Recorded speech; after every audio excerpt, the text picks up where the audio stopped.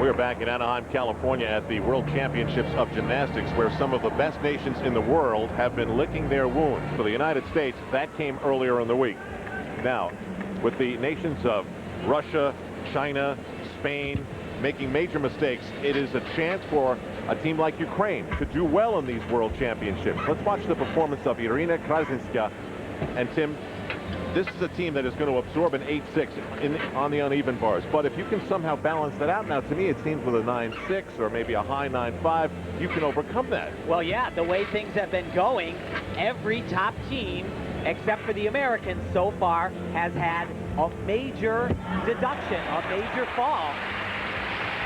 So like you said, yeah, take an 8-6, maybe grab a 9-6 and another big score, and you're right in there.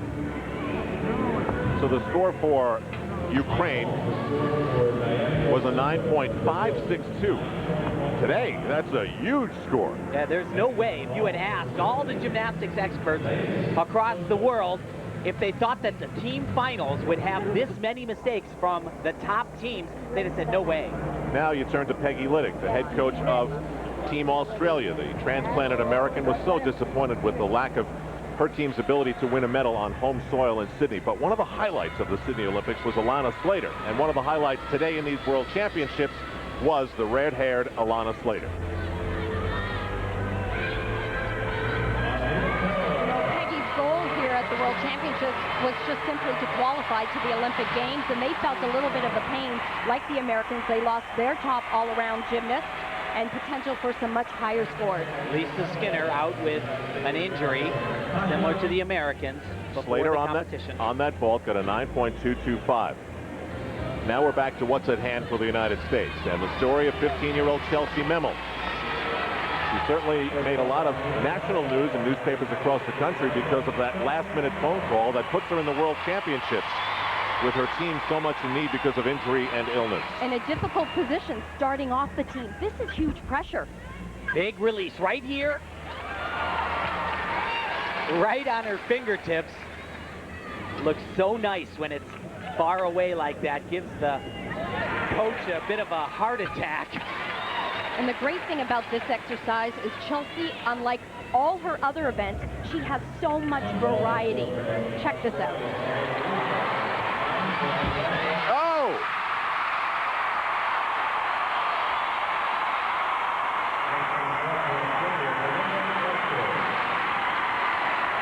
Al, dismounts like that, they don't just happen to kids with no experience like this.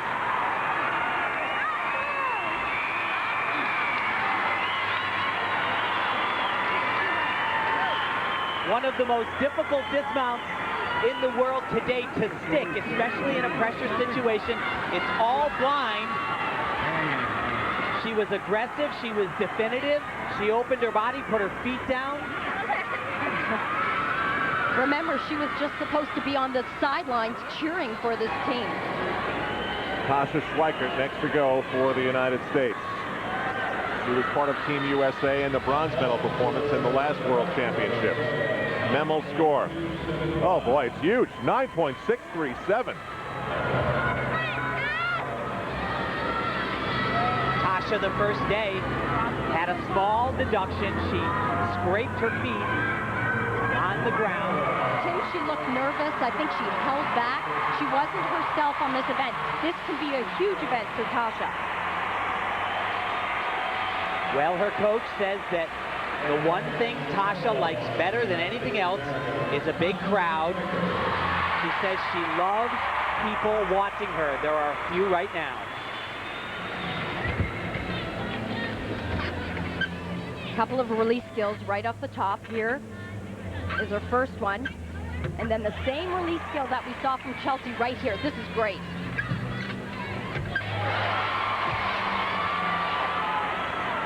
Little bit close on that first one, caused the second one to be close again. But back on track.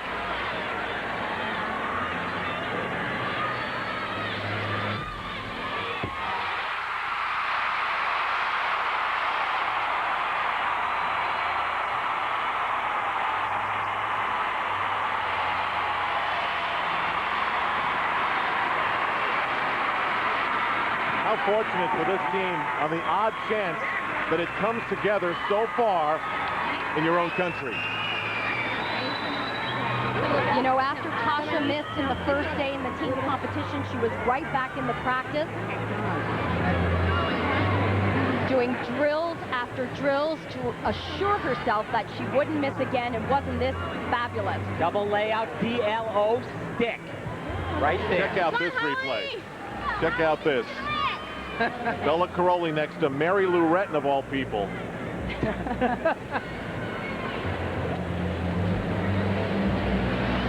Two legends in the sport of gymnastics right there.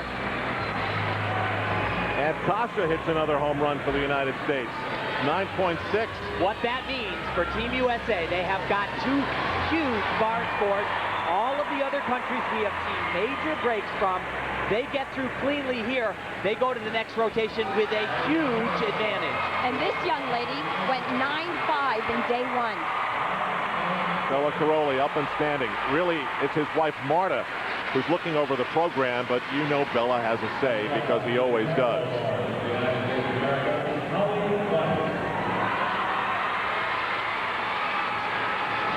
There's some confusion here about... Oh, she has no number on. Wow. Now what happens? She can't compete without it. Yeah, well, you can compete. There's an automatic deduction, but certainly the USA does not want to take that deduction. There's also a time issue here. There is a time issue. Once the judge, and they have put the go sign up for Holly Weiss, once they put that up, technically the gymnast has only 30 seconds to mount the bar. If they don't, they can get a warning, and then they can be told to go immediately. If they don't, I think they can actually be given a 0, believe it or not. Now, wait a minute. Someone has just taken a Sharpie and written her number on a piece of paper from... Unbelievable. From the press row. Oh, my God. You know, I don't know if this is legal, to be perfectly honest. I don't think it's... This is crazy. Can I ask the question, what is with the safety pins? Can't we use Velcro or something? They're going to let her go. Amazing. That was way beyond 30 seconds. I tell you, she has got to be a little bit rattled now. And she's been nervous on this combination in warm-up. Right here to a release skill. Oh.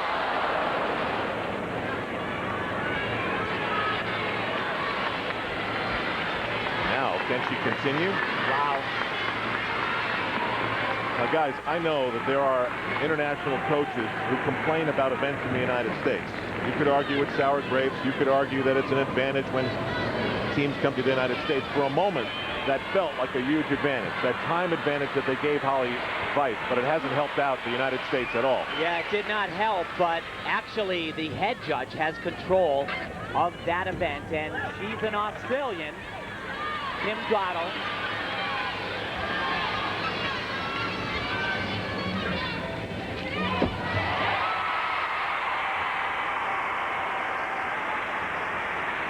So now, when all things seemed rosy for Team USA, they, like just about all the other powerhouses, are going to have to absorb and play on with a very low score. The unthinkable. A gymnast arrives at one of the biggest moments of her life without the number she needs to compete, and the lack of that number completely unnerves her. Does it unnerve Team USA? We'll find out. We've reached the halfway mark, yes, and it's time to make sure everybody has their numbers firmly tacked on. These are the Wild World Championships of 2003. We'll be back after this with the updated standings.